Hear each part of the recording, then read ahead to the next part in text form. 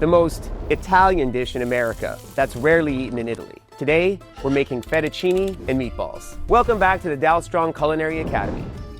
I'm your host, Souza, and joining us once again in the test kitchen is Chef Gaetano Ferrara. Today we're making what might be the most beloved comfort food in America, fettuccine and meatballs. Is this version going to upset anyone? I don't think this is going to really upset anyone, but in Italy, it's not the norm. I mean, we're going to maybe talk about this later, but I normally see spaghetti and meatballs, not fettuccine and meatballs. Why are we doing fettuccine today with meatballs? We're going to do fettuccine today just because we're making it from scratch and by hand. Okay. And I want to show the techniques on how to make fresh pasta, long noodles. We can cut them super, super thin, so they'd be a square type of spaghetti, but it's a lot nicer when you have a nice wide noodle with fresh sauce for pasta. Perfect. So before we dive in, let's have an Italian reality check. If you go to Italy and order spaghetti or fettuccine and meatballs, you'll probably get some confused looks. In Italy, meatballs, called polpette, are served on their own, usually small and often in soup. So how does this Italian classic become so un-Italian?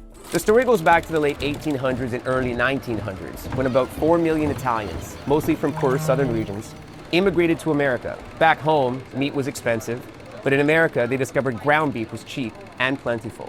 So they took their traditional small polpette, made them bigger and meatier, paired them with affordable pasta and canned tomatoes, and created something entirely new, the Italian-American classic we know today. And of course, what we all know and love, the Sunday sauce tradition.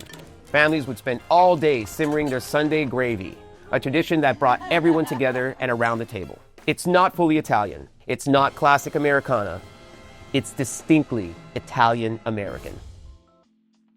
Okay, so today we're going to be making fettuccine and meatballs. Now, today we're going to make fresh pasta, and we're going to do two variations. We're going to do a fettuccine cut by hand, and we're also going to do a stuffed agnolotti as a little bit of a different play on it as well. That'll be served with a butter sauce, and then we'll do the fettuccine with the traditional tomato and meatball-based sauce. All right, what do we got on deck? For our meatball component, we have a little bit of ground beef, ground pork, some Parmigiano cheese, and some breadcrumb. And to that, we're going to be adding some whole eggs and a splash of water if we have to. Okay. We're going to probably put into that a little bit of garlic powder as well. I prefer garlic powder in a meatball over fresh garlic, just because fresh garlic can be way too overpowering for something like a meatball. I just find the flavor doesn't mellow. We're going to add some chopped herbs to that, and then we're going to fire that up. So that's one component. Then the next thing we're going to do is we have our flour over here. So we have 2 cups of flour, 1 teaspoon of salt. We have 3 whole eggs and 1 extra egg yolk, 2 tablespoons of olive oil. Okay. So that's going to be the base for our dough. So we're going to get everything organized here. I'm going to chop all my herbs, and then I'm going to put my cutting board away, and then we can get into mixing all the components and then the process of making the dough, resting it. It's a little bit of a lengthy process, but Sunday sauce doesn't happen overnight. Right. No, it doesn't. It happens all day. Absolutely. Yeah. All right, let's get started. Just chopping some basil and parsley to add to our meatballs. Okay, it's just this is what I call a chiffonade, or? No, this is just a coarse chop we're gonna do. Okay. We're gonna kind of bring everything together because we don't want long strands. A chiffonade would be long strands. Okay. We want this to all break apart so that we don't have any stringiness in our ravioli filling and in our meatballs. And this is for the filling? This is for the filling. Okay. Exactly, for both, okay? On the stove, I still have our sauce that we have simmering away. Right. That's something you can make in advance. Like when you make the chicken parm, you can put some in the freezer, save it for another day, re-jar it, all that good stuff. So that way there, you're not simmering your sauce for 6 hours every time. You do it once and it's done. Yeah. So we'll just put this like that. I see. Okay. So you divided it 50-50. Right. So next we're gonna take our mixture. This is gonna be for our ravioli, and this is gonna be for our meatballs. So I'll take a little bit of garlic powder. Yeah. And I'll put a little bit. And now this is your recipe? This is a recipe? This is just a classic? This is just a kind of a classic thing that you would find in all of your meatballs traditionally. So, chopped herbs, pork. Pork gives you a ton of flavor. Right. For my ricotta filling over here for the pasta, I'm gonna put a little bit of nutmeg. Okay. It's kind of a classic flavor that goes into ricotta fillings and bechamel sauces and things like that. So that's what we're gonna do there. And then I'm going to add a little bit of pepper, a little bit of salt, and put some Parmesan cheese here as well. Now, why do you use ricotta, Chef? Why not some other cheese? Ricotta gives you a nice balance of fluffiness and can actually fill up the pasta pocket, so it's not so flimsy. If you filled this with, say, mascarpone cheese, it would just warm up and deflate and melt. This gives you some structure, so that you have a nice plump ravioli to cut into. Got it. At this point here, we have all of these components. We're gonna add our eggs to this. So I'm gonna go ahead and I'm gonna add 2 whole eggs to our meatball mix, okay? It's just 2 eggs for all that, eh? 2 eggs for all that. But I mean, we have a lot of moisture in the pork, in the beef, all that great stuff. If I find it dry, I'm gonna go ahead and add a little bit of water. Okay. Okay? So don't be afraid to season to the max, okay? Now we have a good component of Parmesan cheese here, which is pretty salty. Yeah. So what I'm gonna do is I'm gonna go ahead, I'm gonna give it one more good seasoning, and then that's it, okay? Right. So at this point here, I'm gonna mix this just with my bare hands, with my glove on. Once everything's visibly combined, then we're just gonna stop. Some people put veal, which is nice too. Yeah. It's a little bit on the sweeter side. So that's always nice. So next, we're gonna pop this in the fridge. Okay. And then we're gonna move on to mixing our pasta dough. Perfect. I want to talk a little bit about the equipment that you need to make agnolotti, and even more so other pastas that are you have specialized equipment that you might need. Right. Let's talk about this first though. So for today, I have this conveniently available. It's a KitchenAid mixer. It's great.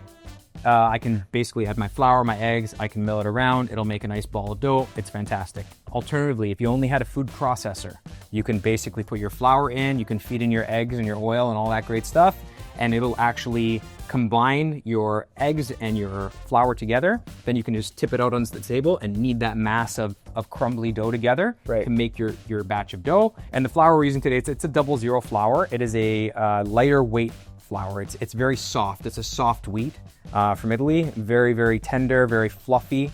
This will give you a really smooth dough, no lumps, no cracks, just a really nice, even piece of dough that we're gonna be working with. We're gonna take our flour, we're gonna add it into our bowl, okay? Yep. Turn this on just on the low speed, okay? Okay. And I'm just gonna add my ingredients in. It's my olive oil, my 3 whole eggs, plus my extra yolk, and it's all gonna come together, okay? Now we don't turn our mixer on high right away, or else we would be wearing flour. Right. Because it would explode out of there. So that's why we're gonna let this gradually mix. Okay. Come together. Would you season the flour at all? Yes, there's salt in this as well. There is salt. Yeah, so in my main bowl of flour, usually when I make my ingredients, just so I use up less bowls and containers, I try to group things together. So I'll put my flour, my salt, all my dry ingredients together, my wet ingredients together. So instead of having many dishes to do after, it's ready to go. So our dough's starting to come together here. Yeah, I can see it. Yeah. Okay. Okay, so at this point here, our dough is starting to form a mass, okay? And I also have my residual, less hydrated dough in the bottom. Okay. And we gotta mix those two together. This massive dough here has most of the moisture, but all of this crumbly dough here is not hydrated yet. So we have to mix those together. I see. So this is the part where you can't really get away from in any form of making pasta. You do have to knead the dough. You have to work the dough, because you want to basically stress out the gluten in the dough. You want to work it to give it elasticity. The harder you work your dough, the more elastic it will be over time, but then you have to let it rest. So it's not like we're just mixing this dough and we're gonna roll it out. We're gonna mix the dough and we're gonna let it rest in the fridge. Minimum 45 minutes, maximum 24 hours. Okay. And you want to work it and work it and work it. And when you start to see that there's a really nice smoothness to the dough, then you know you're in a happy place. Now, if this were not 00 flour, if there were single 0 flour or AP flour, would you have to work it longer or less? I find that all-purpose flour, it stiffens faster. Okay. It's a lot more rigid. Okay. So you would need to work it longer and harder for it to achieve that elasticity. Got it. This is already much smoother already, so that's pretty good. We want to make it so that it's actually quite stiff. Okay. Okay. So it's nice and shiny, smooth. Yeah. Not a ton of lumps. Some of them are inevitable. You're not going to work them out. It's fine. Right. And we're going to leave that in the fridge for 45 minutes. Okay. Okay. Fantastic. So we're going to wrap this up with plastic wrap in the fridge. I see the filling for the agnolotti, and I see the mixture for the meatballs. We're going to do this together? We're going to do it together. So basically at this point here, you can take anybody who's around to give you a hand with it. Okay. Kids, spouse, whoever it may be. So at this point here, what I like to do is I like to take my ice cream scoop, okay? And this is just to basically portion them evenly so you don't have one giant meatball, the size of a grapefruit and one the size of a golf ball. Okay. So I just use an ice cream scoop. I'm gonna take my scoop, I'm gonna run it up the side of the bowl, I'm gonna drop it onto my tray. Doesn't have to be perfect. Yeah, I know. And then we're gonna go through and we're just gonna roll them into a ball at the end. It's gonna be way more efficient. Oh, I see. So you're just doing this first, then we're gonna do a quick roll, and Quick roll. Okay. It doesn't have to be perfect even when we're doing a quick roll, but this will make it go a lot faster. Plus the water also gives it a little bit of moisture, so it releases from the scoop really quick, just like that. And then that residual water will actually help not stick to your hands. Right. So this is a really nice step. Use a little bowl of water, dip and go. Okay. You can do that. And then I'm gonna work on this. That. So I have my ricotta cheese, my Parmesan cheese, my herbs, my nutmeg in here. Yeah. I'm gonna add a little bit of lemon zest to this. Lemon zest is delicious in a pasta. It's gonna give a great aromatic presence, which is fantastic. Yeah. And now I'm just gonna use a spatula. I'm just gonna give this a quick mix, okay? Yeah. And that's it. Now, if alternatively, if you wanted a creamier filling, you could add some mascarpone to this to give it a softer filling. A little bit more texture. It would be a smoother texture. If you wanted something that was more sharp, you would add goat cheese. We're gonna transfer this to a piping bag or a Ziploc bag if you don't have that. Okay. Just so that we can funnel it onto our pasta in a really efficient way. Right. And then it's also not gonna be a mess. You can just leave it in that container and you're good to go. Okay. Okay. So you need a piping bag for filled pastas is one of the tools that you need to make it, right? Correct. So this is a standard piping bag, right? Used for decorating cakes and things like that. Yeah. Usually. We're gonna go ahead and we're just gonna pop this right inside. Okay. Once we have it in our piping bag, there's gonna be air pressure down here. Yeah. We'll just take a little nip of it off here.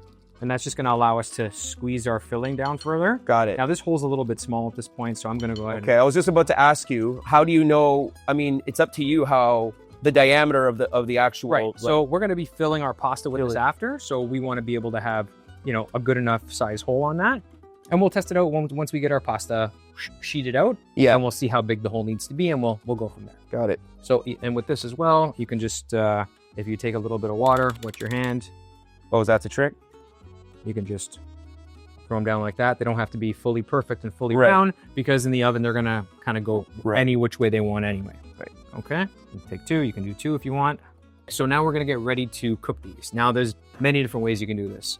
Some people take them, they put them right in their sauce. Some people take them and they brown them in a frying pan first. It's all preference. For me, if something's in the oven, I have a timer for it. It's just easier. I don't have to sit there playing with a pan, or I can start rolling my pasta dough if I do that. So I'm gonna grab these, pop them in my oven for about 15 minutes at 400 degrees. Okay. And that's gonna basically give me nice caramelization on the outside. And I also don't wanna overcook them. So if they're a little bit undercooked, I'm looking just for browning on top. Right. I'm gonna take them out, let them cool, and throw them right in my sauce. Got it. Okay, so we have our agnolotti filling in the fridge. We have our meatballs. And while we're waiting for those things to finish, we're gonna work on stretching out the pasta for the fettuccine. Absolutely. Okay. So Hit me with our pasta has been resting. It's been 45 minutes. So we have this dough that's nice, and you can see my fingerprint doesn't spring back. So I know it's relaxed, which is great. I have a little bit of semolina here to stretch the dough. Semolina's, it's a coarser, harder flour. So basically the actual noodle itself isn't going to absorb that as easily. This is just to keep it from sticking to everything, keeping it from sticking to itself as well. Okay. So I'm just going to cut this down a little bit. Now, how many cups of flour did you use to make this portion here, the whole portion? I used 2 cups of flour. 2 cups of flour for that? Okay. 2 cups of flour. So that's that. Okay. So we can start with something like this. And then basically what I like to do is just use your body weight, press it down a little bit. Okay. Turning on the pasta machine. Okay.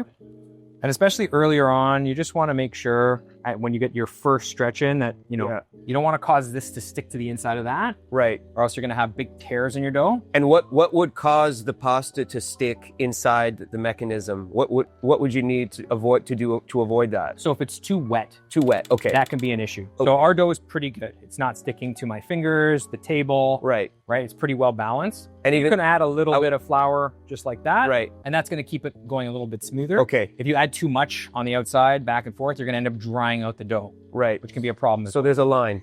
Yeah. And you can just adjust that dial as you're going. I see. Okay. And using the backs of your hands as you... Always. Yeah. Okay. Just like that. Wow. Even at the same setting, it's still coming out. It'll get longer and longer as you go. Fresh pasta, everybody. So simple. You can see the pasta always still try to contract on itself. Yeah. Okay. We'll try it again. We'll put it through. So you're essentially doing this till ideally doesn't contract on itself at all. Pretty much. Got it. Yep. I have a pretty good thickness. Okay.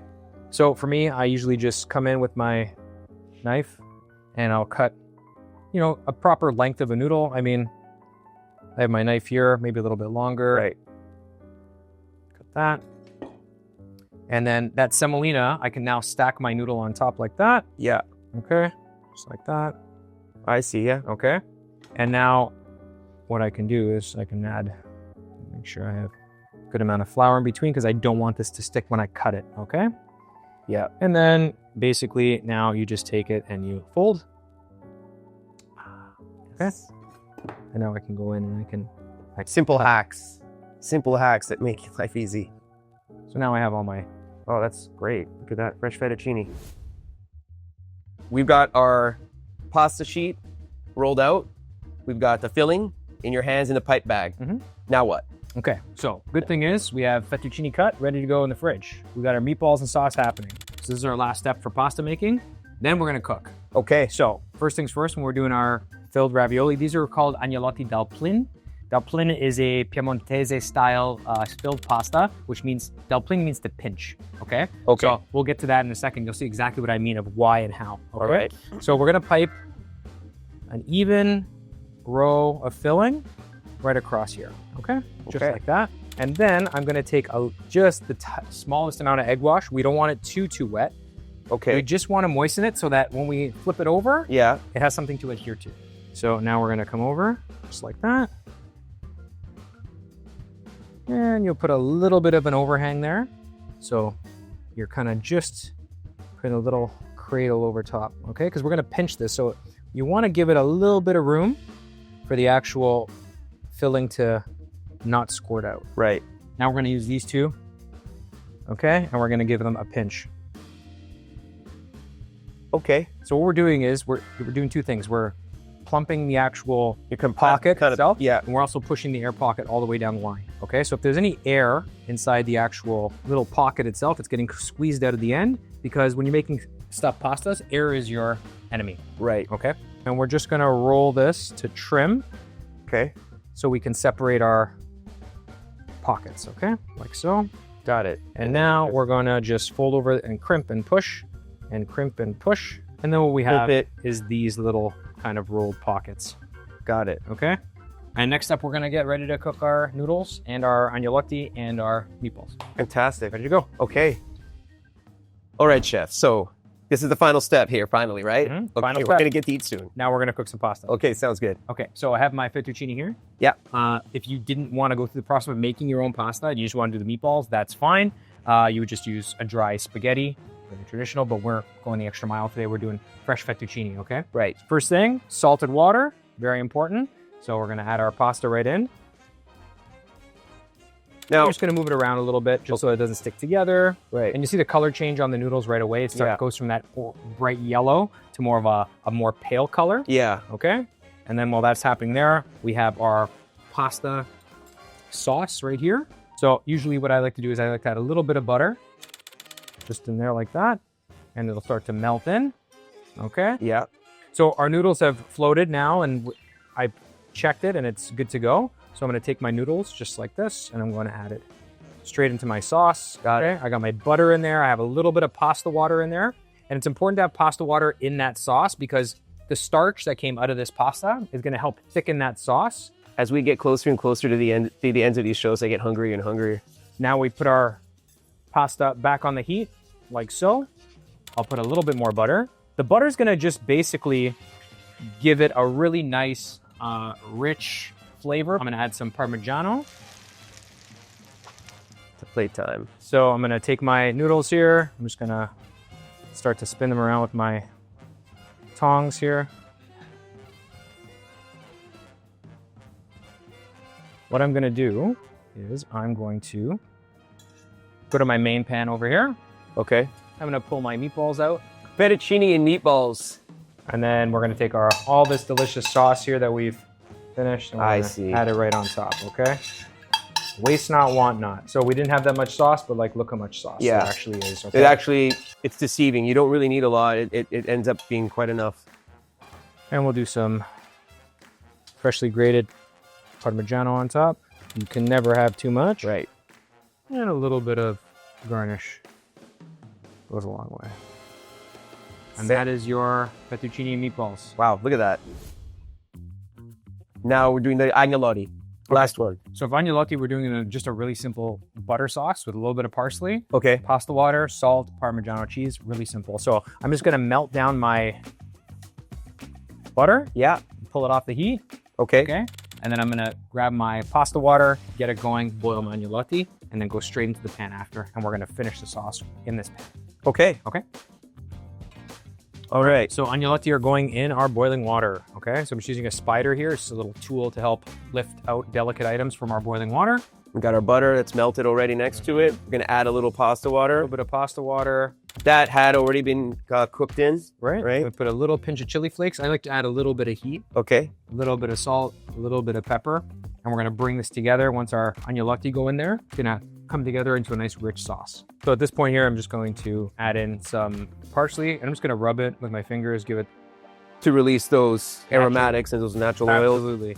This is a nice, light, simple, fresh pasta, okay? And you want to put that in now, not after tossing it in. Yeah, I want it like the strapped. flavor of the parsley to kind of get cooked in. Okay, so now Okay. we'll dump our agnolotti in here. Back onto the stove here. So now we're slowly gonna bring this up here. You can see it bubbling away. Yeah. And we're gonna add some nice Some more butter butter. into it, okay? Some more butter. Butter makes it better. Butter makes it better. And we're gonna give it a little swirl, okay?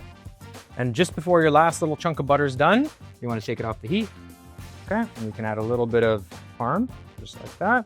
And now to finish it, I like to just slide this right into my plate. All that pasta water, all that parsley, all that great stuff right there, okay? More cheese, and a little bit of little lemon zest just to bring it back to life. Let me just try this.